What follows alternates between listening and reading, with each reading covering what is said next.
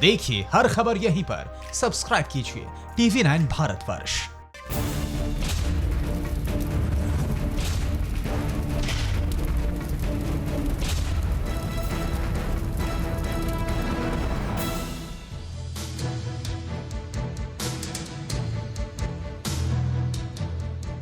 नमस्कार, आपके साथ मैं हूं सुमेरा खान।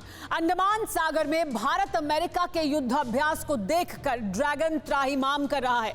समंदर में आए बवंडर से लाल तानाशाह की सल्तनत खत्म होती दिख रही है। अमेरिका ने चीन को दुश्मन नंबर 1 बना लिया है और ये किसी से छिपा नहीं है कि अमेरिका अपने दुश्मनों के साथ क्या करता है। ये आप भी भली भांति जानते हैं और इसीलिए चीन पर चढ़ाई का अभ्यास शुरू है।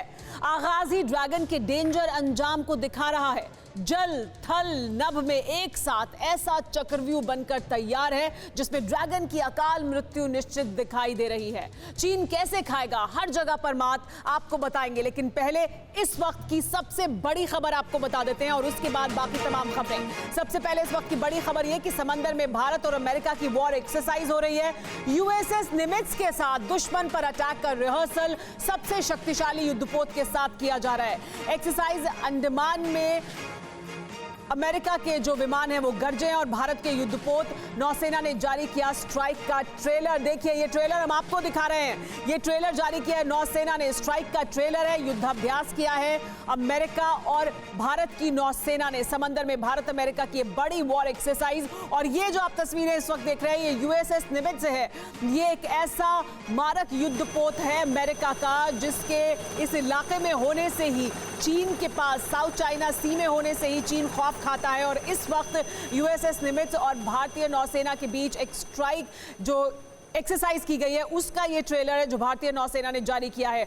तो ये जो ट्रेलर है यही देखकर चीन में इस वक्त खौफ पसरा हुआ है चारों तरफ हमारे साथ। लेकिन ये जो वॉर एक्सरसाइज की जा रही है, ये जो युद्ध अभ्यास किया जा रहा है, इसकी क्या महत्ता है, इसका क्या महत्व है और चीन में इसका क्या असर होगा, इन पर बात करने के लिए मेरे साथ मेरे सहयोगी सुमित चौधरी जुड़ गए हैं। सुमित, USS निमित्ज के होने भर से ही चीन के अंदर ऐसा लग रहा था कि सांप सूख गया है और अब USS निमित्ज के साथ मिलकर भारतीय नौसेना और अमेरिका की नौसेना ये एक्सरसाइज कर रही है जो बड़ी एक्सरसाइज है। इस एक्सरसाइज का महत्व और इस इलाके में इस एक्सरसाइज को करने से भारत और अमेरिका के बीच किस तरह का सामंजस्य और बढ़ता हुआ आप देख रहे हैं?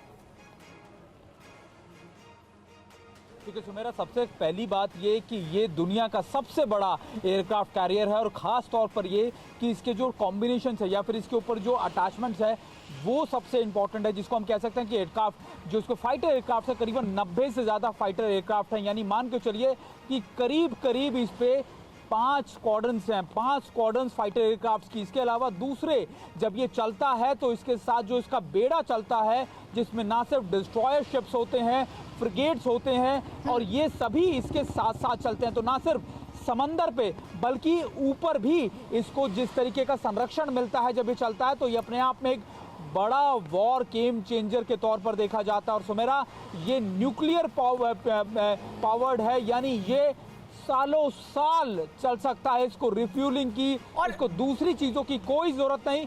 50 साल तक लगभग माना जाता है कि अगर ये एक बार बिल्कुल सुमित और 50 साल और USS निमित्ज के साथ मिलकर भारतीय नौसेना ये बड़ी एक्सरसाइज कर रही है। इसकी जो अहमियत है वो और ज्यादा बढ़ जाती है। आप हमारे साथ बने रहे, वापस आपके पास आएंगे और जानकारी लेंगे, लेकिन पहले अपने दर्शकों को कुछ और अहम जानकारी दे दे इस एक्सरसाइज से जुड़ी हुई। मैं यहाँ बिग बॉल पर ये जानकारी दूंगी किस तरह से जो ये वॉर एक्सरसाइज हो रही है समंदर में भारत और अमेरिका की नौसेना के बीच, इसका महत्व बहुत ज्यादा है। समंदर में ड्रैगन कैसे पस्त होगा उसकी रणनीति बन गई है। देखिए, बंगाल की खाड़ी में भारत और अमेरिका की नौसेना की ये वॉर एक्सरसाइज है। इस तरह की वॉर एक्सरसाइज के न जाने कब के वीडियो चीन लगातार जारी कर रहा था। अब ये वॉर एक्सरसाइज देखकर कांप रहा है। अमेरिकी बेड़े की अगुवाई परमाणु क्षमता से लैस युद्धपोत USS निमित्ज कर रहा है, जिसकी जानकारी अभी हमें सुमित दे रहे थे कि ये परमाणु क्षमता से लैस युद्धपोत है अमेरिका का USS निमित्ज जो अगुवाई कर रहा है इस एक्सरसाइज की। अमेरिका की प्रिंसटन USS और रॉफ जॉनसन वॉरशिप भी शामिल है, यानी अमेरिका की और वॉरशिप्स भी शामिल है USS निमित्ज के साथ साथ इस एक्सरसाइज में। वॉर एक्सरसाइज को पासेक यानी पासिंग एक्सरसाइज नाम दिया गया है। पासिंग एक्सरसाइज, ये नाम दिया गया है इस वॉर एक्सरसाइज को। लेकिन इस वॉर एक्सरसाइज की अहमियत बहुत ज्यादा है। चीन को घेरने के लिए हिंद महासागर में अमेरिका के 3 एयरक्राफ्ट कैरियर इस वक्त तैनात हैं। तीन एयरक्राफ्ट कैरियर हैं जो तैनात हैं अमेरिका के हिंद महासागर में घेरने के लिए चीन को। और वो कौन कौन से एयरक्राफ्ट कैरियर हैं एक बार फिर से देख लीजिए। निमित्ज है, यूएसएस निमित्ज जिसकी हम बात कर रहे थे। इसके अलावा रोनाल्ड रीगन है और साउथ चाइना सी में थियोडोर रूजवेल्ट फिलीपीन सागर में तैनात है। तो ये जो 3 बड़े बड़े एयरक्राफ्ट कैरियर हैं वो तैनात हैं चीन को घेरने के लिए अमेरिका के। और किस तरह की एक्सरसाइज है देखिए, ये देखिए मैं आपको बताती हूँ किस तरह से यूएसएस निमित्ज कितना बड़ा युद्धपोत है जिसकी बात कर रहे थे अभी सुमित। कितना बड़ा ये युद्धपोत है, देखिए वजन कितना है, 1 लाख टन का वजन है इसका। लंबाई कितनी है, 1092 फीट की लंबाई है। ऊंचाई है 23 मंजिला है ये एयरक्राफ्ट कैरियर। रफ्तार 52 किलोमीटर प्रति घंटे की है। और ये देखिए कमीशन कब हुआ था, 1975 में। फाइटर तैनात है, 90 फाइटर प्लेन तैनात हैं इस एयरक्राफ्ट कैरियर पर। और नौसैनिक 3000 नौसैनिक एक समय में रह सकते हैं इस एयरक्राफ्ट कैरियर पर, यानी यूएसएस निमित्ज पर। तो इस तरह का ये तमाम तरह की क्षमताओं से लैस यूएसएस निमित्ज का जो एयरक्राफ्ट कैरियर है अमेरिका का, और ये चीन को दहला रहा है। हमारे साथ मेहमान मौजूद हैं, उनसे बात करते हैं कि जो ये एक्सरसाइज हो रही है, जो अमेरिका की तरफ से रुख इख्तियार किया गया है साउथ चाइना सी में, हिंद महासागर में, उसका क्या असर पड़ेगा भारत चीन के बीच जो इस वक्त तनाव चल रहा है उसको लेकर भी, और चीन और अमेरिका के संबंधों पर भी। हमारे साथ खास मेहमान जुड़ गए हैं। हमारे साथ विवेक काटजू जी जुड़ गए हैं, फॉर्मर डिप्लोमेट हैं हमारे साथ। इसके अलावा मैं स्क्रीन पर देख सकती हूँ इस वक्त हमारे साथ एजेबी जैनी साहब भी जुड़ गए हैं, और युक्तेश्वर जी हमारे साथ जुड़ गए हैं। युक्तेश्वर कुमार चीन एक्सपर्ट हैं, और major general retired AJB Jaini defence expert हैं, वो हमारे साथ जुड़े हैं। सुमित हमारे साथ लगातार बने हुए हैं मेरे सहयोगी। बहुत स्वागत है आप सभी का हमारे साथ आकर इस अहम मुद्दे पर बात करने के लिए। सबसे पहले लेकिन एजेबी जैनी साहब, मैं सबसे पहले आप ही से जानना चाहूंगी, ये जो वॉर एक्सरसाइज इस वक्त हो रही है अमेरिका और भारत के बीच में, इसकी क्या अहमियत है जब चीन को घेरने की बात सामने आती है तब? देखिए सुमेरा, इसकी अहमियत जितनी भी ज्यादा हम कहें वो भी कम पड़ेगी। बहुत ज्यादा अहमियत है, क्योंकि ये एक मैसेज जाता है चीन को इस एक्सरसाइज के जरिए कि जो भारत और यूएस के बीच में स्ट्रेटेजिक पार्टनरशिप है वो अपनी मुकम्मल तौर पर कायम है, और चीन मखौल ना करे इंडियन ओशन में, ये भारत की खाड़ी में। आप देखेंगे कि 1971 के जुदा अभी सिचुएशन कितनी डिफरेंट है। 1971 में जब यूएस की 7th फ्लीट आई थी, जब इंडिया पाकिस्तान की लड़ाई हो रही थी, तो वो एक इंडिया को डराने के लिए था कि बस करो भाई, नहीं तो हमारी 7th फ्लीट आपको नुकसान पहुंचाएगी। और वो इसलिए था ताकि कि रशिया को दबाने के लिए कि इंडो सोवियत ट्रीटी के तहत वो मदद हमें ना दे। लेकिन वक्त कैसे बदल गया है, देखिए अब वक्त बिल्कुल जैनी साहब, और बहुत अहमियत है इस बात की जो आप बता रहे हैं कि 1971 में अमेरिका का क्या रुख था और अभी अमेरिका किस तरह से, ये पूरी दुनिया की जो जियोपॉलिटिक्स है वो किस तरह से बदली है। और मैं इस पर जी मैं आऊंगी सर वापस आपके, पूरा करिए। अच्छा पूरा करिए अपनी बात। करना चाहता हूं 10 सेकंड। देखिए जो ये निमित्ज एयरक्राफ्ट कैरियर है, ये वर्ल्ड का सबसे बड़ा एयरक्राफ्ट कैरियर है। सबसे मार की क्षमता इसकी अंदाजा नहीं लगाया जा सकता कि ये इसमें कितना लैस तैश है, हथियारों से, मिसाइल से, एयरक्राफ्ट से, बॉम्ब से, हर एक चीज से। तो इसलिए ये निमित्ज का वहां होना अपने बाकी पनडुब्बी के साथ में जो कि उनकी पूरी फौज आई है, ये एक बहुत बड़ी फोर्स है और ये बहुत बड़ा चेतावनी है चाइना को, बहुत बड़ी चेतावनी चाइना के लिए। विवेक काटजू जी, लेकिन जैनी साहब जो बता रहे थे अभी कि कैसे 1971 में अमेरिका का क्या रुख था, लेकिन अभी भारत का जो दुनिया में स्थान है, जियो पॉलिटिक्स जिस तरह से बदली है, उसमें चीन एक तरफ दिखाई दे रहा है और बाकी तमाम ताकतवर मुल्क भारत के साथ और भारत उनके साथ दिखाई दे रहा है। उसी को क्या दर्शा रही है ये एक्सरसाइज भी?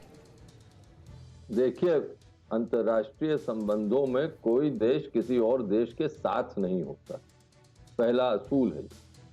हर देश अपना हित देखता है और जब उसके हित और एक और देश के हित आसपास मिलते हैं तो फिर साथ कार्रवाई करता है।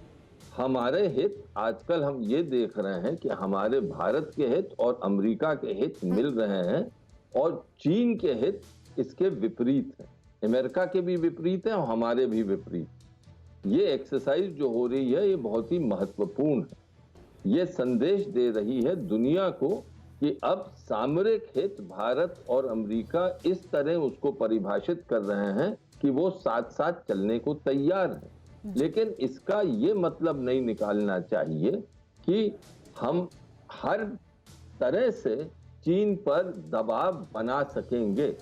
हाँ, अंत में लड़ाई देश को अपने आप लड़नी पड़ती है। मैं आखिरी सवाल पूछता हूं आपसे, जब यूएसएस एंटरप्राइज और 7th फ्लीट आई थी 1971 में, तो क्या हमारे उद्देश्य बदल गए थे?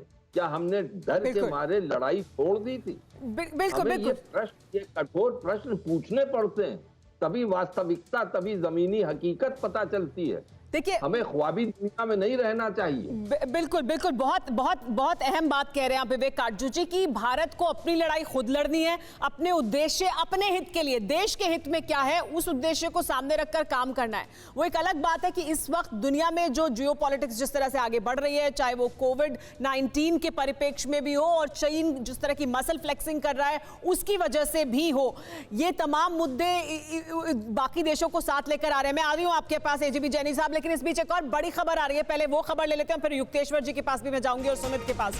राफेल आने से पहले इंडियन एयरफोर्स के जवानों की ट्रेनिंग दी जा रही है। जवानों को हर एडवांस हथियार की खास ट्रेनिंग दी जा रही है। एयरक्राफ्ट, एडवांस्ड वेपन सिस्टम की फुल ट्रेनिंग दी जा रही है। भारत आने के बाद सीधे मोर्चे पर जाएगा राफेल। एडवांस हथियारों से वॉर लेवल की विशेष ट्रेनिंग इस वक्त दी जा रही है, यानी तब जबकि राफेल आए सीधे उसे आप फ्रंट लाइन पर भेज सकें। ये बड़ी जानकारी, क्योंकि राफेल भारत को बस मिलने वाला है और भारत राफेल आए उससे पहले जो सेना के अधिकारी हैं, जो वायुसेना के अधिकारी हैं, उनकी ट्रेनिंग का सिलसिला लगातार जारी है। जवानों को हर स्तर की जो एडवांस हथियार हैं उनके इस्तेमाल की ट्रेनिंग दी जा रही है, क्योंकि राफेल जब भारत आएगा तब इस समय जिस तरह के हालात हैं लद्दाख में LAC पर, ऐसी जरूरत है कि वहां पर सीधे उसको तैनात किया जाए। भारत की ताकत और दोस्तों का साथ, ये भी आइए आपको एक बार फिर बता देते हैं। 20 जुलाई 2020 ये जो एक्सरसाइज जिसकी हम बात कर रहे थे पहले भी, पासेक्स यानी पासिंग एक्सरसाइज है, भारत और अमेरिका की नौसेना का युद्धाभ्यास है। साथ में मिलकर ये बड़ा युद्धाभ्यास कर रहे हैं। भारत और जापान का भी संयुक्त युद्धाभ्यास जून 2020 में हुआ था। तो लगातार भारत बाकी देशों के साथ ये युद्धाभ्यास कर रहा है। फरवरी 2020 में अजय वॉरियर, भारत और यूके की नौसेनाओं का युद्धाभ्यास हुआ था फरवरी 2020 में। उसके बाद जून में हुआ और अब एक एक्सरसाइज चल रही है। फरवरी 2020 में एक और एक्सरसाइज हुई थी, भारत और बांग्लादेश के बीच युद्धाभ्यास हुआ था। तो बांग्लादेश के साथ युद्धाभ्यास किया, यूके के साथ किया, जापान के साथ और अब अमेरिका के साथ। जनवरी 2020 में सहयोग के दिन भारत और जापान की सेनाओं का युद्धाभ्यास हुआ था। ये हुआ था जनवरी 2020 में। तो ये वो तमाम एक्सरसाइज हैं, युद्धाभ्यास है जो अब तक हो चुके हैं। एक इस समय चल रहा है और जो इससे पहले हुए हैं उसकी भी हमने आपको जानकारी दी। लेकिन राफेल की हम बात कर रहे थे, साथ ही चीन के साथ जो संबंध है उनको लेकर कर रहे थे। राफेल को लेकर जो बड़ी खबर आई थी उस पर मैं सुमित का एक प्रतिक्रिया ले लेती हूँ, फिर युक्तेश्वर जी आपके पास आऊंगी।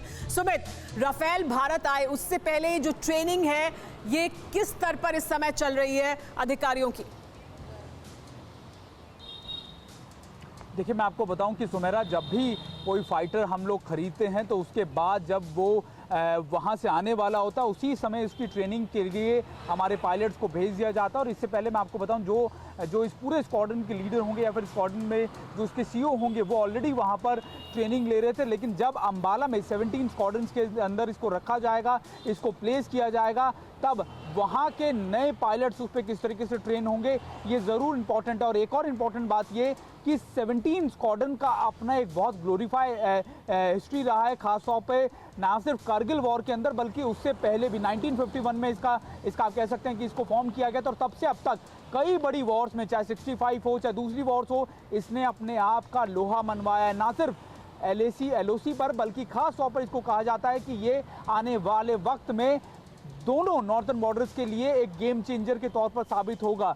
तो यही वजह है कि इसका इंतजार लंबे समय से किया जा रहा था और जब S-400 के साथ इसका कॉम्बिनेशन इंक्लूड किया जाएगा तब ये और ज्यादा डेडली जी, कॉम्बिनेशन हो जाएगा S-400 मिसाइल डिफेंस सिस्टम के साथ राफेल का जब कॉम्बिनेशन भारत के पास होगा। एजेबी जैनी से मैं इस पर प्रतिक्रिया लूंगी, लेकिन युक्तेश्वर जी, चीन को लेकर हम बता रहे हैं कि ये जो एक्सरसाइज अभी चल रही है भारत और अमेरिका के बीच, और लगातार हिंद महासागर में भारत बाकी देशों के साथ ये युद्ध अभ्यास करता रहा है, चीन को इस समय चीन और अमेरिका के बीच का जो तनाव है वो भारत के पक्ष में है क्या? जी, अभी काटजू जी, आदरणीय काटजू जी ने बताया कि लड़ाई तो हमें खुद लड़नी है, लेकिन अगर आप ही समझिए आपका किसी एक आदमी का किसी दूसरे आदमी से लड़ाई हो और एक बलवान व्यक्ति आपको सपोर्ट करे तो आपको अच्छा लगेगा। और इसलिए मैं भारत सरकार को बधाई देना चाहूंगा, क्योंकि पहले क्या होता था कि आलस्य होता था, हम अपने साथियों को जुटा नहीं पाते थे, उसमें एक देर होती थी। अंग्रेजी में एक कहावत है कि procrastination is assassination of dreams. आलस्य आपके सपनों को चकनाचूर कर देती है। पर इस बार क्या हुआ, अमेरिका का आने से क्या हो रहा है कि चाइना के रणबीर पाव हो, पीपुल्स डेली हो, वांगचू शिपाओ हो, जिसको ग्लोबल टाइम्स बोलते हैं, वहां पे खलबली बन गई है। क्योंकि जब निमित्ज के रियर एडमिरल जिम क्रिक ने खुद ही बताया कि भारत के जो सैनिक हैं वो बहुत स्किल्ड और पावरफुल हैं, चाहे वो रोजवेल्ट हो, निमित्ज हो, रीगन हो, वो तीनों का तीनों 2017 के बाद पहली बार तीनों के तीनों 3 साल के बाद में इतने बड़े बड़े कैरियर्स जो हमारे समुद्र से बहुत, हमारे भारत से बहुत ज्यादा दूर नहीं है, उसे चीन में खलबली मच गई है। तो इसलिए भारत को अमेरिका, जापान, ऑस्ट्रेलिया और अब आप देखिए यूके का इतना बड़ा सपोर्ट मिल रहा है, इंग्लैंड का इतना बड़ा सपोर्ट मिल रहा है। वहां पे इंग्लैंड ने भी हुआवे को बोल दिया कि आप 7 वर्ष में अंदर बाहर चले जाइए। हांगकांग के साथ में ये जो समर्थन मिल रहा है, युक्तेश्वर जी, ये जो समर्थन मिल रहा है, इसकी वजह से एक तरह का दबाव चीन पर बन रहा है क्या? संक्षेप में सर इसका जवाब, फिर मैं बाकी लोगों से प्रतिक्रिया लूंगी इस पर। जी बिल्कुल बन रहा है, क्योंकि आप जैसे, मैं तो चीनी भाषा का रोज कम से कम 3 घंटे पढ़ता हूँ और देखता हूँ, और वहाँ के पेपरों में, न्यूज़पेपर्स में, मैगजीन्स में, वहाँ के एकेडमिया में, वहाँ के जो डिप्लोमेट्स हैं उनसे जो बात होती है, तो सबसे ज्यादा घबराए इसलिए हुए हैं कि भारत को इस बार इतना ज्यादा इंटरनेशनल वेस्टर्न कंट्रीज, अमेरिका का, मिल रहा है, ब्रिटेन का, EU इस का, पर विवेक काटजू जी की एक संक्षेप में प्रतिक्रिया। विवेक काटजू जी, इसका कितना प्रभाव होगा कि दुनिया से समर्थन आपको मिल रहा है भारत को? इस वक्त दुनिया, हर देश दुनिया का चीन के, पाकिस्तान को छोड़ के, चीन के आक्रामक रूप से इस वक्त बहुत ही नाराज है। चीन का जो रवैया है वो किसी को मंजूर नहीं, और इसलिए भारत के साथ बहुत सहानुभूति है। हाँ। लेकिन क्या ये सहानुभूति इस तरह ट्रांसफॉर्म होगी कि जो हमारी मुश्किल LAC पर है इस वक्त, जो चीन स्टेटस को एंटी बदल रहा है, उसमें हमें लाभ मिलेगा? प्रश्न तो ये है। जी हाँ, बड़ा सवाल है ये कि वहां हमें उसका कितना फायदा होगा और ये जो समर्थन है वो किस तरह से ट्रांसलेट होगा भारत के पक्ष में। लेकिन जो चीन दिखा रहा था लगातार ताकत, जो चीन जिस तरह से लगातार आंखें दिखाने की कोशिश कर रहा था, उसे कैसे जवाब दिया जा रहा है और उसको जवाब देने के लिए क्या ताकत भारतीय सेना के पास है, वो भी हम आपको बताने। एक और बड़ी खबर आ रही है, भारतीय सेना के बेड़े में होंगे और 4 P-8I एयरक्राफ्ट अगले साल अमेरिका से आएंगे। 4 P-81 एयरक्राफ्ट। P-8I से समंदर में ड्रैगन की घुसपैठ पर नजर रखी जाएगी। हिंद महासागर से अब नहीं चलेगी चीन की चालाकी, ये जानकारी मिल रही है। यानी ये और एक जो भारत की क्षमता है उसमें इजाफा की तरफ हम आगे बढ़ रहे हैं। देखिए, ये लगातार जानकारी मैं आपको दे रही हूं और यहां से एक बार फिर आपको बताते हैं कि क्या ये बड़ी जानकारी है जो हमारे पास आ रही है कि किस तरह से भारतीय क्षमता को, भारतीय सेना की, वायुसेना की क्षमता को, सेना की क्षमता को बढ़ाया जा रहा है। P-8I एयरक्राफ्ट की ताकत क्या है? एयर लॉन्च मिसाइल से लैस है P-81, ये एयर लॉन्च मिसाइल से लैस है और ये और हासिल किए जा रहे हैं भारतीय वायुसेना के लिए। लंबी दूरी का एंटी सबमरीन एयरक्राफ्ट है ये। तो इससे ताकत बढ़ जाएगी और हिंद महासागर में जो भारत की ताकत है, भारतीय नौसेना की ताकत है, वो और बढ़ेगी। सर्विलांस और इलेक्ट्रॉनिक जैमिंग जैसी सुविधाओं से भी लैस है, यानी कि यहाँ इस पर किस तरह की सुविधाएं लैस है वो देखिए। सर्विलांस भी इस पर कर सकते हैं, harpoon block 2 air launch missile और हल्के टॉर्पीडो से भी लैस है और इसको बढ़ाया जा रहा है और हासिल किया जा रहा है अमेरिका से, ताकि हिंद महासागर में भारत की जो ताकत है वो और बढ़े। समंदर के गहरे पानी में पनडुब्बी का पता लगाने में माहिर है, इस तरह की ताकत रखता है ये एयरक्राफ्ट। एंटी शिप मिसाइल के साथ दुश्मन पर हमला बोल सकता है, ये भी हम आपको बता दें, यानी एंटी शिप मिसाइल के साथ दुश्मन अगर मौजूद है तो वहां उस पर हमला किया जा सकता है। अधिकतम रेंज क्या है? अधिकतम रेंज है 2000 किलोमीटर और रफ्तार है 789 किलोमीटर प्रति घंटा। इस रफ्तार से चलता है और 2000 किलोमीटर तक मार करने की क्षमता रखता है। ये डील भी डन है और इसके अलावा जो हम लगातार आपको बता रहे हैं कि बड़ी डील जो भारत ने की है और एक बड़ी जो ताकत भारत के बेड़े में शामिल होने वाली है वो है राफेल की। फ्रांस के साथ जो डील हुई है, कौन कौन सी डील डन हो चुकी है और जो हमें मिलने वाली है ताकत वो किस तरह से हमारे सामने आएगी, देखिए वो ये है। फ्रांस के साथ जो डील डन है 36 राफेल लड़ाकू विमानों की खरीद की डील है और अब तो बस हासिल होने वाला है, यानी तैनाती भी जल्द से जल्द हो जाएगी राफेल विमानों की और इसकी गर्जना भी महसूस कर रहा है चीन। इसके अलावा फ्रांस से 29 जुलाई को भारत आने वाले हैं 5 राफेल, तो ये 5 राफेल भारत को मिल जाएंगे। और इसके बाद रूस के साथ जो अभी कुछ दिनों पहले ही डील की गई है उसमें S-400 मिसाइल डिफेंस सिस्टम है जो इसी साल भारत को दिया जाएगा रूस की तरफ से, और रूस ने इसे बहुत तेजी से कहा है कि वो भारत को देगा, यानी इसी साल दे देगा। रक्षा मंत्री खुद जब गए थे तब इस डील को डन किया गया था। रूस से 21 नए MiG-29 लड़ाकू विमानों की खरीद को भी फाइनल कर लिया गया है, तो ये डील भी डन हो चुकी है। एक और डील कौन सी है, देखिए इजराइल के साथ जो हमने डील डन कर ली है वो हेरॉन ड्रोन और spice anti tank guided missile की डील है। ये डील भी डन हो गई है, यानी भारत की क्षमता को, चाहे वो एयर डोमिनेंस हो, चाहे वो नौसेना की ताकत हो या भारतीय सेना की ताकत हो, उसको लगातार बढ़ाया जा रहा है। इजराइल से हेरॉन लगातार 2 दिन और 10,000 मीटर की ऊंचाई से टोल लेने में सक्षम है। हेरॉन जो है उसकी ताकत किस तरह की है वो हम आपको बता रहे हैं और ये डील डन हो चुकी है। यानी चीन में खलबली लगातार मची हुई है कि किस तरह से भारत लगातार चौतरफा अपनी ताकत को बढ़ा रहा है। और ऐसा नहीं है कि अभी हमारी जो एयर डोमिनेंस है या जो नौसेना की ताकत है वो ज़्यादा नहीं है, अभी भी भारत के पास बहुत ताकत और क्षमता है, लेकिन अब जो ये डील हुई है इनसे ताकत और क्षमता और बढ़ जाएगी। इसी पर बात करते हैं। एजेबी जैनी साहब, हमने बताया ये वो तमाम डील है जो डन हो चुकी है, जो ताकत भारत को मिलने वाली है। अभी भी भारत की एयर डोमिनेंस ज्यादा है चीन पर, भारत की ताकत बहुत ज्यादा है, लेकिन ये सब जो डील मैं बता रही हूं ये अगर भारत के पास आएंगी तो किस तरह से और चीन के अंदर बौखलाहट बढ़ जाएगी। सुमेरा, आपका सवाल साफ साफ नहीं आया, लेकिन जितना मैं समझा हूँ आप भारत की लड़ने की क्षमता और ताकत के बारे में पूछ रही हैं। जी देखिए, जब ये राफेल आ जाएगा 27 तारीख को तो चीन की धरती कांपेगी। जब अगस्त के महीने का कैलेंडर खोलेंगे चीन वाले, उनको नया रंग दिखेगा, क्योंकि ये हथियार जो है, ये राफेल दुनिया का सबसे कारगर, सबसे मार वाला और एक हवा में आने वाली सुनामी है, जिसको कि चीन भले ही इसको देखकर कपकपाएगा और ये हम ताकत दिखाएंगे उसको, क्योंकि ना ही यहाँ पर अंबाला में आके वो टिकेंगे, इनकी उड़ान करी जाएगी, वहां पर उनको दिखाया जाएगा ताकि चीन मखौल ना करे। और देखिए, अभी आपने देखा होगा कि जो हमारे विदेश मंत्री जी का जो स्टेटमेंट आया है कि हमको अब थोड़ा सा प्रोएक्टिव होना पड़ेगा। हम जब वो फूंक के कदम रखते थे नॉन अलाइनमेंट की थ्योरी कि भाई ठीक है, एक तो इंडिपेंडेंट रहो और दूसरा दूसरों के लफड़े में मत पड़ो, अब ऐसा नहीं है।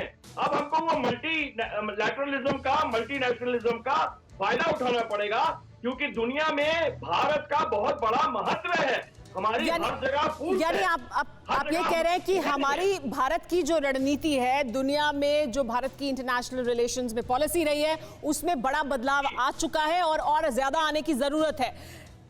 अब हमको कौशन की जरूरत नहीं है सुमेरा, अब हमको फूंक फूंक के और वो सहम के करने। अब हमारे देश में क्षमता है, 62 के दिन चले गए। अब जो है भारत की फौजें, भारत की नेशनलिज्म, क्षमता की बात एक बार फिर कर लेते हैं, और क्योंकि हमने अभी बताया अपने दर्शकों को किस तरह की क्षमता और बढ़ने वाली है। सुमित, संक्षेप में जरा एक बार फिर जानकारी, मैंने क्योंकि बताया वॉल के जरिए दर्शकों को कि हमारे पास क्या क्या ताकत आने वाली है, कैसे भारत की क्षमता को और बढ़ाने की जो तैयारी है वो लगातार जारी है, जरा वो बताइए और उसके बाद बाकी मेहमानों के पास फिर जाती हूं मैं जल्दी से। देखिए सुमेरा, सबसे इंपॉर्टेंट बात, आपने जितनी इन चीज़ों में स्पेसिफिकेशंस बताया, चाहे राफेल था, ये सब कुछ, लेकिन P-8I के बारे में मैं आपको बता दूं, क्योंकि कहा जाता है कि एयर डोमिनेंस के लिए आपका हर विंग बहुत ज़्यादा इंपॉर्टेंट होता है और सबसे इंपॉर्टेंट होता है आपके सर्विलेंस करना। और P-8I ना सिर्फ आपके समंदर के अंदर, इसको कह सकते हैं कि ये सबमरीन्स को हंट कर सकता है, देख सकता है, सर्विलेंस कर सकता है, उसको टारगेट कर सकता है, बल्कि ये दूर दराज के माउंटेन इलाकों में भी। मैं आपको दो बड़े एग्जांपल देता हूं, जब इस P-8I ने हमें कई चीज़ें, खासतौर पे ना सिर्फ LAC में बल्कि चीन की घुसपैठ को लेकर या चीन की चीज़ों को लेकर बताया। सबसे पहला था डोकलम में इसको इस्तेमाल किया गया, जब चीनी सेना लगातार घुसने की कोशिश कर रही थी, तो चीन सेना का सर्विलेंस इसने हमें बताया कि किस किस लोकेशंस पे चीन की सेना वहां बैठी। और दूसरा, अभी भी LAC पर P-8I का इस्तेमाल लगातार किया जा रहा है। और सुमेरा, ना सिर्फ अपने पास, हमारे पास करीबन 8 से 9 P-8I है, और जिसके बाद 4 और आएंगे और 6 के बाद और चलेगी। तो ये सर्विलेंस जो है ना सिर्फ समंदर में बल्कि माउंटेन इलाकों में P-8I का बहुत इंपॉर्टेंट। इसके अलावा जो आपने ड्रोन्स बताया या दूसरी चीजें बताई, वो सब सर्विलेंस के लिए या फिर आपकी ताकत बहुत ज्यादा है, सर्विलेंस के लिए बहुत इंपॉर्टेंट है। सर्विलांस में काम आएंगे, काम आए हैं अभी तक, और आगे और क्षमता को बढ़ाने की बात हो रही है, यानी 4 और P-8I लेने की बात हो रही है, तो और ज्यादा ये क्षमता बढ़ जाएगी। लेकिन विवेक काटजू जी, जो AJB जैनी कह रहे हैं कि अब वो समय बदल गया है जहां भारत फूंक फूंक कर कदम रखता था, अब दुनिया भारत की तरफ देख रही है, भारत को भी प्रोएक्टिव होकर मल्टीलेटरल रिलेशंस और ये जो दुनिया है उसमें अपनी भूमिका को और आगे फ्रंट फुट पर आकर निभाने की जरूरत है क्या, और क्या कर भी रहा है भारत ऐसा? देखिए, मेरा मानना है कि हमारी क्षमता बढ़ रही है, हमारा दुनिया हमारा लोहा मानने लगा है, और 1962 का भारत तो है ही नहीं। चीन भी जानता है, दुनिया भी जानती है कि 2020 का भारत की अपनी विशेषता है, अपनी शक्ति है, एक दृढ़ इच्छा शक्ति है और अच्छा नेतृत्व है। ये अपनी जगह तो सब साफ, इसमें तो इसमें तो शक की गुंजाइश ही नहीं। लेकिन इसके साथ जब नीतियां बनती किसी भी क्षेत्र में, और खास तौर से सामरिक नीतियां और विदेश नीतियां जब बनती हैं, तो उसमें जोश का काम नहीं लिया जाता, उसमें होश से काम लिया जाता है। और जब हम ये कहते हैं कि हम एक आखिरी शब्द, जब हम ये कहते हैं कि हम प्रोएक्टिव हो रहे हैं, मेरा मानना है कि हम हमेशा से प्रोएक्टिव थे। प्रोएक्टिव मतलब ये नहीं कि हम हर दुनिया के हर विवाद में अपने आप को जूझ दें। प्रोएक्टिव मतलब ये कि हम अपने हितों की पूर्ण रूप से उस जमाने का जो समीकरण है उसके अनुसार अपने हितों की सुरक्षा करें, अपने हितों को बढ़ाएं, और उसके लिए जो जरूरी हो, बिल्कुल बिल्कुल, और उसके लिए जो जरूरी वो हम करें। और उसमें क्या ये लगता है या नहीं हमें कि बड़ी जरूरत है और बड़ी जरूरत थी कि हम पहले अपनी ताकत को और बढ़ाएं, अपनी ताकत को सुनिश्चित करें, उसके बाद भले ही जो बात इससे पहले भी कई बार कही जा चुकी है कि शांति की बात वो कर सकता है जिसके पास ताकत हो। पहले आपके पास ताकत होनी होगी, तब आप शांति की भी बात कर सकते हैं, तब आप शांति को स्थापित करने के लिए आगे बढ़ सकते हैं। AJB जैनी साहब लगातार कुछ कह रहे हैं, सर मैं आपके पास आऊंगी, इस बीच एक बड़ी खबर आ रही है, पहले वो बड़ी खबर ले लेते हैं, फिर सर आपकी प्रतिक्रिया। युक्तेश्वर जी भी इस पर कुछ कहना चाहते हैं। अमेरिका का सबसे बड़ा दुश्मन चीन है। FBI अमेरिका के को लेकर अमेरिका के कोरोना शोध के खिलाफ कर रहा है साजिश, ये FBI ने कहा है। चीन सुपर पावर बनने की कोशिश कर रहा है, ऐसा भी FBI की रिपोर्ट में कहा गया है। अमेरिका के लिए सबसे ज्यादा खतरनाक चीन है, ये FBI की रिपोर्ट है, अमेरिका के लिए सबसे ज्यादा खतरनाक है। और कोरोना को लेकर जो काम चल रहा है, जो शोध चल रहा है, उसमें भी लगातार दखल अंदाजी करने की कोशिश कर रहा है चीन, और इसी वजह से अमेरिका का इस वक्त सबसे बड़ा दुश्मन चीन है। आइए इससे जुड़ी हुई कुछ और अहम जानकारी है जो हम यहाँ आपको देंगे इस बिग वॉल के जरिए, बल्कि ग्राफिक्स के जरिए। आइए हम आपको ये जानकारी देंगे। देखिए, अमेरिका का जानी दुश्मन कौन है, चीन क्यों है। देखिए, दुश्मन नंबर 1 है अमेरिका के लिए चीन, दुश्मन नंबर 2 है नॉर्थ कोरिया, और उसके बाद दुश्मन नंबर 3 कौन है? ईरान है। दुश्मन नंबर 4 है रूस, और दुश्मन नंबर 5 है सीरिया। इसके अलावा दुश्मन नंबर 6 भी है लेबनान। लेबनान के बाद दुश्मन नंबर 7 है कुवैत, ये अमेरिका के दुश्मन है। दुश्मन नंबर 8 है वेनेजुएला, दुश्मन नंबर 9 है सोमालिया, दुश्मन नंबर 10 है अल्जीरिया, लेकिन दुश्मन नंबर 1 चीन है। और FBI ये रिपोर्ट में कह रही है, देखिए, लेकिन सबसे बड़े दुश्मन, जो टॉप 5 दुश्मन है अमेरिका के, अमेरिका में जो रिपोर्ट्स लगातार सामने आ रही हैं और अमेरिका की जो अंतर्राष्ट्रीय संबंध है उसके मुताबिक सबसे पहले नंबर पर चीन आता है। देखिए, एक और दूसरे नंबर पर नॉर्थ कोरिया है, किम जोंग, तीसरे नंबर पर ईरान, और चौथे नंबर पर रूस, साथ ही 5वें नंबर पर सीरिया। ये टॉप 5 बड़े दुश्मन हैं अमेरिका के। उसके बाद नंबर 6 पर लेबनान है, अमेरिका का दुश्मन। दुश्मन नंबर 7 है कुवैत, दुश्मन नंबर 8 है वेनेजुएला, और दुश्मन नंबर 9 सोमालिया, दुश्मन नंबर 10 अल्जीरिया। लेकिन FBI लगातार अमेरिका की सरकार को ये जानकारी दे रही है कि दुश्मन नंबर 1 चीन है, और उससे कैसे निपटा जाएगा उसकी तैयारी लगातार अलग अलग स्तर पर अमेरिका की तरफ से दी जा रही है। चाहे वो साउथ चाइना सी में मसल फ्लेक्सिंग की बात हो, वहां पर अपनी ताकत दिखाने की बात हो, या फिर अंतर्राष्ट्रीय पटल पर हर जगह चीन की नीतियों को लेकर बात करने की मुद्दा हो। युक्तेश्वर जी, आप कुछ कहना चाह रहे थे? जी, मैं यही कह रहा हूँ कि अभी जैसे आप दिखा रहे हैं कि अमेरिका का सबसे बड़ा आज दुश्मन चीन बन गया है FBI के अनुसार, तो इसमें क्या भारत का भी हाथ रहा है? हमें ये भी सोचना चाहिए, क्योंकि आज से 40 साल पहले तो अमेरिका का सबसे बड़ा दुश्मन नहीं था। जब कोल्ड वॉर के समय में, या 1962 का जब हमारा वार हुआ था, उस समय तो नहीं था। जब उसके बाद में आप देखिए 1967 में, 69 में, 75 में, 2013 में DBO डेस्पांग पे, 2014 में चुमार पे, 2017 में डोकलम में, और इस साल 2020 में गलवान में हमारा चीन के साथ में इतना बड़ा समस्या और बॉर्डर पे खींचातानी होती। तो इस बार क्यों अमेरिका से हमारा इतना ज्यादा सपोर्ट है? और आप अगर चीन के अखबार, वहाँ की मीडिया, वहाँ का न्यूज़पेपर, वहाँ के डिप्लोमेट, वहाँ उनसे बात करेंगे तो उनको हमेशा यही लगता है कि उनके लिए भारत दुश्मन नहीं है, सबसे बड़ा दुश्मन अमेरिका है। लेकिन इसमें क्या भारत का भी योगदान रहा है? क्योंकि चीन हमेशा हमें परेशान करता रहा है, चाहे वो UNSC में परमानेंट सिक्योरिटी काउंसिल का मेंबर बनने की बात हो, चाहे न्यूक्लियर सप्लाई ग्रुप की बात हो, उसको हमेशा से पाकिस्तान से सपोर्ट, या पाकिस्तान को समर्थन करने की बात हो आतंकवाद के मुद्दे पर, वो भी चीन हमेशा करता रहा है। बिल्कुल, तो इसलिए चूंकि चाहे इवन चीन जो है हमारे अंदरूनी मामलों में, इवन कश्मीर की जो वो होती जो बात है उसको भी यूनाइटेड नेशन में उठाता है। हम जबकि उनके अंदरूनी मामलों में, तिब्बत हो, सिंचियांग हो, ताइवान हो, उसमें नहीं उठाते हैं। लेकिन इस बार अमेरिका का इतना बड़ा सपोर्ट, इसी को बोलते हैं कि हम प्रोक्रास्टिनेशन नहीं कर रहे हैं, हम प्रोएक्टिव हैं। ठीक है, आपके मुताबिक ये है प्रोएक्टिव होना। हमारे साथ इस बीच कर्नल RSN सिंह भी जुड़ गए हैं, उनसे भी बात करेंगे। RSN सिंह साहब, अगर आपको मेरी आवाज आ रही है तो आपसे मैं जानना चाहूंगी कि हम लगातार बात कर रहे हैं कि किस तरह से भारत और अमेरिका के बीच हिंद महासागर में एक्सरसाइज हो रही है।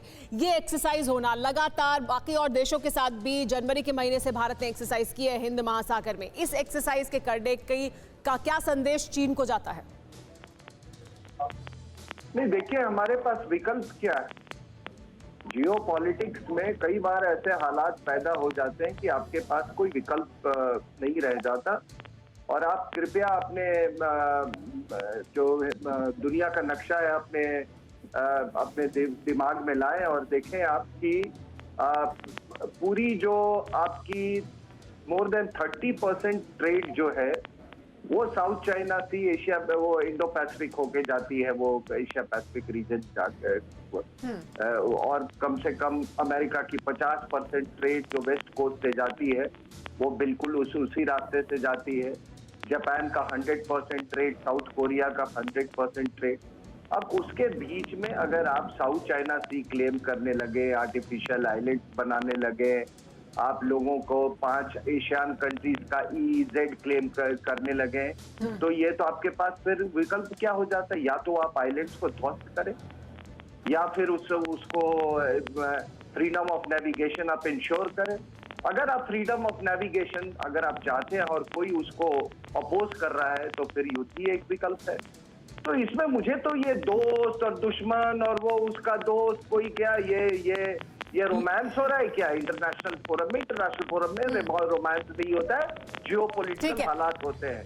एक और मैं बता दूं कि 62 की लड़ाई में भी आप लोग को मालूम नहीं होगा, बहुत सारी मदद मिली थी वहां से अमेरिका से, लेकिन उस समय क्यूबन क्राइसिस चल रहा था और उस समय सोवियत यूनियन और वो बहुत ही मतलब आपका ये कहना है कि युद्ध ही विकल्प दिखाई दे रहा है सामने और उसकी ये तैयारियां हैं, क्योंकि चीन का जो रुख है उसके बाद उसके उस रुख से उसे दुरुस्त करने के लिए युद्ध ही एक विकल्प है। लेकिन इस बीच एक और बड़ी खबर आ रही है, वो बड़ी खबर अपने दर्शकों को बता दें। चीन की चेतावनी के बाद भी ब्रिटेन ने बड़ा कदम उठाया है। ब्रिटेन ने चीन के साथ प्रत्यर्पण की संधि रद्द कर दी। ये हम दिखाएं उससे पहले देखिए ये विजुअल्स देख लीजिए। ये P8I की तस्वीरें हैं जिसकी हम बात कर रहे थे अभी कि किस तरह से P8I 4 और लिए जाएंगे, 4 और P8I भारत को मिलेंगे। भारत ने वो डील डन कर ली है और P8I ने कैसे LAC पर लाइन ऑफ एक्चुअल कंट्रोल पर जब चीन की तरफ से घुसपैठ की जा रही थी उसको लेकर भी सर्वेलांस कर अहम जानकारी हमें दी थी। अब 4 और P8I भारत को मिलने वाले हैं, भारत ने वो डील डन कर ली है। लेकिन इस बीच जो बड़ी खबर आ रही है, आपको बड़ी खबर बता देते हैं। चीन की चेतावनी के बाद भी ब्रिटेन ने उठाया है बड़ा कदम। ब्रिटेन ने चीन के साथ प्रत्यर्पण संधि को रद्द कर दिया है। हांगकांग को लेकर की गई प्रत्यर्पण संधि रद्द हो गई है। हांगकांग पर लागू नए कानून के खिलाफ ब्रिटेन चीन के खिलाफ ये बात कर रहा है। चीन को लेकर अंतर्राष्ट्रीय दायित्वों का उल्लंघन करने का आरोप ब्रिटेन लगा रहा है कि अंतर्राष्ट्रीय दायित्वों का उल्लंघन कर रहा है चीन। ब्रिटेन और हांगकांग के बीच 30 साल से ज्यादा समय से ये संधि थी, लेकिन अब इस संधि को रद्द कर दिया है ब्रिटेन ने। हालांकि चीन की तरफ से कहा यह जा रहा था कि आप इस संधि को रद्द ना करें, लेकिन ब्रिटेन ने संधि को रद्द किया है प्रत्यर्पण संधि को लेकर, क्योंकि हांगकांग में जो चीन कर रहा है उसके खिलाफ ब्रिटेन भी है और ब्रिटेन का कहना है कि वो अपने अंतर्राष्ट्रीय दायित्वों को पूरा नहीं कर रहा है चीन। तो क्या हुआ है, क्यों ये तनातनी बढ़ी है चीन और ब्रिटेन के बीच, आइए वो भी आपको बता देते हैं। बिग वॉल पर हांगकांग पर चीन और ब्रिटेन में तनातनी बढ़ गई है। ब्रिटेन ने हांगकांग को लेकर चीन के साथ जो प्रत्यर्पण संधि थी, सालों पुरानी संधि को रद्द कर दिया है।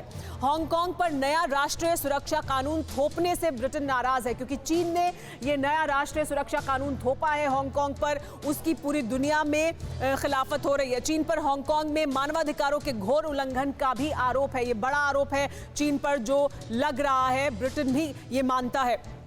चीन पर अंतर्राष्ट्रीय दायित्वों का पालन नहीं करने का आरोप भी लगाया जा रहा है। ब्रिटेन भी ये आरोप लगा रहा है चीन पर कि आप अपने अंतर्राष्ट्रीय दायित्वों का पालन नहीं कर रहे। दोनों देशों के बीच ये जो संधि है जिसकी बात अभी हम कर रहे हैं वो 30 साल से संधि थी, उस संधि को प्रत्यर्पण संधि को रद्द कर दिया है ब्रिटेन ने।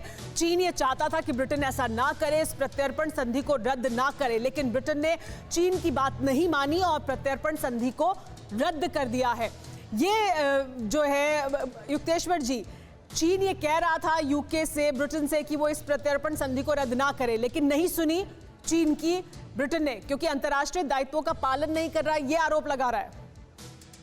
जी बिल्कुल, लेकिन सबसे पहले मैं बता दूं कि यूके ने चीन के साथ में ये प्रत्यर्पण ट्रीटी, जिसको एक्स्ट्राडिशन ट्रीटी कहते हैं, उसको सस्पेंड नहीं किया है, उसने हांगकांग के साथ किया है। जी। तो यहाँ पे हमें समझ लेने की बात है कि हांगकांग और चीन में अंतर है, और ये जो है चीन ने इंग्लैंड ने इसलिए किया क्योंकि वहाँ पे हांगकांग में जो नया रूल, सिक्योरिटी रूल कहते हैं, जिसके अनुसार किसी भी आदमी को वहाँ पे अगर हांगकांग में कोई भी तरह का प्रॉब्लम कर रहा हो तो उसको चीन अपने पास बुला सकता है, पेइचिंग में उसको, बिना किसी कोर्ट में हांगकांग में गए हुए।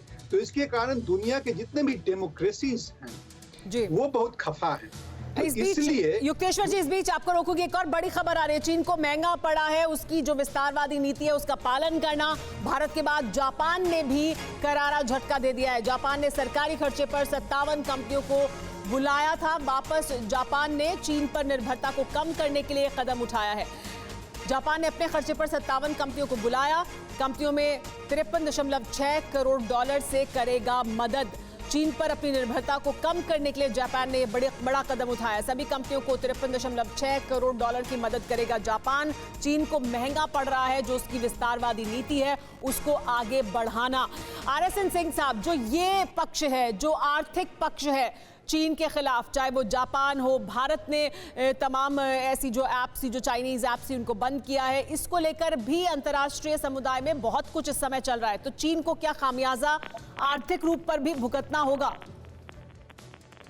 देखिए, ये चीन का जो प्रेडेटरी बिहेवियर रहा है और जिस तरह से ट्रेड को वो एक हथियार के रूप में इस्तेमाल कर रहे थे, तो पिछले 2-3 साल से कम लोगों में जो कोई अंतर्राष्ट्रीय समुदाय है उसमें काफी इस बात को चिंता थी और लोग इससे निजात पाना चाहते थे। मुझे याद है कि यूरोपियन कमीशन के जो चेयरमैन थे उन्होंने चाइना को बोला था शी जिनपिंग को कि भाई देखिए ये जो सिल्क रोड है यानी कि बेल्ट रोड इनिशिएटिव, कहता वो एक ही तरफ तो रास्ता हो नहीं सकता है। फिर हमने ब्लू डॉट वो किया, यूरोपियन कमीशन, इंडिया, जापान। मतलब RSN सिंह, दुनिया समझ रही है, दुनिया समझ रही थी काफी समय से, लेकिन क्या कोरोना की वजह से और अभी जो हालात बने उसकी वजह से और जल्दी से कदम आगे बढ़ गए हैं? जो हथियार की तरह ट्रेड को इस्तेमाल कर रहा था चीन, उसको लेकर AJB जैनी साहब, और बल्कि उससे पहले मैं विवेक काटजू जी आपसे संक्षेप में सर, क्योंकि समय खत्म हो रहा है, चाइना ट्रेड को, व्यापार को, आर्थिक क्षेत्र में अपनी तरक्की को हथियार की तरह इस्तेमाल कर रहा था और वो अब दुनिया समझ रही है क्या? ये सही बात, दुनिया चाहती है कि जितनी निर्भर थी चीन पर वो निर्भरता कम हो और इसका फायदा भारत को मिल सकता है। यही एक क्षेत्र है जो कि वाकई में जाकर भारत की मदद कर सकता है और इसलिए बिल्कुल इमीडिएटली नहीं, लेकिन आने वाले समय में भारत को अपनी मैन्युफैक्चरिंग क्षमता बढ़ानी पड़ेगी। प्रधानमंत्री जी ने बिल्कुल सही कहा है, हमें और मैन्युफैक्चरिंग बढ़ाकर और आत्मनिर्भर AJB जैनी साहब भी प्रतिक्रिया दे रहे हैं। AJB जैनी साहब, होगी है, एक हुआ है, तो आप देखें कि किस तरीके से कॉन्ग्रुएंस ऑफ इंटरेस्ट हो गए हैं कि जो पाकिस्तान का जो चीन है वो अमेरिका का भी दुश्मन नंबर 1, हमारा भी दुश्मन नंबर 1। लेकिन इसके लिए जो हमारी जो रणनीति बदली करनी पड़ेगी, सबसे बड़ी चीज सुमेरा जी है कि आपकी सैनिक शक्ति, सैनिक बल इतना मजबूत होना चाहिए कि आप अपने इकोनॉमिक और अपने डिप्लोमेसी को सहारा दे सके, उनको बढ़ावा दे सके। किसी ने बहुत सही और ये हो रहा है ना जैनी साहब, ये हो रहा है ना कि हम अपनी ताकत को बढ़ा रहे हैं ताकि हम अपनी आर्थिक ताकत को और मजबूत करें और डिप्लोमेसी को भी और मजबूत करें। ठीक है सर, माफ कीजिएगा, मुझे यहीं पर रोकना पड़ेगा, लेकिन बहुत अहम बात कही आपने AJB जैनी साहब कि हमें पहले अपनी सैन्य ताकत को बढ़ाना होगा। हम उसे और मजबूत कर रहे हैं, उस दिशा में हम तेजी से आगे बढ़ रहे हैं, मजबूत है, लेकिन और मजबूत करने की दिशा में आगे बढ़ रहे हैं, क्योंकि जब हम सैन्य तौर पर मजबूत होंगे तो हम आर्थिक रूप से भी अपनी सुरक्षा कर पाएंगे और हम रणनीतिक तौर पर भी, हम कूटनीति के स्तर पर भी अपनी सुरक्षा कर पाएंगे। आज की बहस में इतना ही, लेकिन जाते जाते हम आपको बिहार की राजधानी पटना की एक तस्वीर दिखाने वाले हैं जो देखना आपके लिए बेहद जरूरी है। कोरोना के खतरे के बावजूद NMCM कोविड अस्पताल में मरीजों के तीमारदार शवों के साथ रहने को मजबूर हैं। ये खबर सबसे पहले TV9 भारतवर्ष ने ही दिखाई थी। अब हमारे संवाददाता विपिन चौबे ने अस्पताल का जायजा लिया है, पूरी रिपोर्ट देखिए। इस वक्त हम पटना के सबसे बड़े अस्पतालों में शुमार NMCH के इमरजेंसी वार्ड के अंदर खड़े हैं।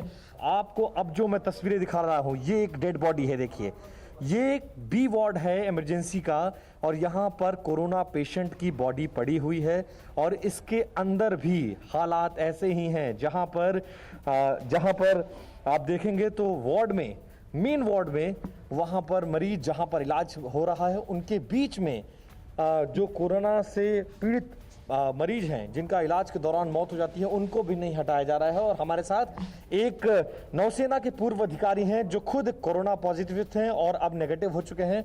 आप खुद कोरोना पॉजिटिव पेशेंट थे, अभी आप नेगेटिव हो गए, क्या है अंदर की तस्वीर, जरा बताइए। अंदर की तस्वीर बड़ी भयावह है सर। कोई अगर डेड बॉडी रहता, कोई अगर डेथ हो जाता है तो 2 से 3 दिन तक जो है उसको बगैर सील किए छोड़ा जाता है। कि जैसा कि सबको मालूम होगा कि डेड बॉडी से वायरस फर फर करके बाहर निकलने का ट्राई करता है और उसके बगल में जो है उसके बगल में पेशेंट सोए रहते हैं। ठीक है, तो ये बड़ी भयावह स्थिति है सर। आप भी कोरोना पॉजिटिव हैं? अंदर डेड बॉडी आपके उसमें वार्ड में डेड बॉडी मेरे बेड के सामने ही है। कोई कल से कोई नहीं आया, डॉक्टर कोई नहीं आया। क्या तो कैसे डेड बॉडी के बगल में कैसे रहने को आप लोग मजबूर हैं? तो क्या ही कर सकते हैं, कोई देखने वाला है ही नहीं। ये एनएमसीएच की तस्वीर है, बेहद भयावह तस्वीर है और यहाँ पर आप देखिए कि हालात बहुत बदतर है। यहाँ पे ये तमाम वो सफाई कर्मी हैं जो अपनी जान को जोखिम में डालकर यहाँ सफाई कर रहे हैं, लेकिन ये बात ज़रूर है कि बहुत सारी अव्यवस्था है और इसी अव्यवस्था के बीच पटना और पूरे बिहार में जो मौतों का आंकड़ा है वो बढ़ता जा रहा है। 187 से ज़्यादा लोगों की अब तक बिहार में कोरोना से संक्रमित होने की वजह से मौत हो चुकी है। जो तस्वीर आपने देखी वो सिर्फ एक बानगी है। ऐसी तमाम तस्वीरें हैं जो बयान कर रहे हैं कि बिहार में किस तरह के हालात हैं। जब सबसे बड़ा अस्पताल जिसे माना जाता है वहाँ इस तरह के हालात हैं, तो फिर जो अंदरूनी इलाके हैं वहाँ पर किस तरह के हालात होंगे। हम कोशिश करेंगे आप तक ये तमाम तस्वीरें और जानकारी लगातार पहुँचाते रहें।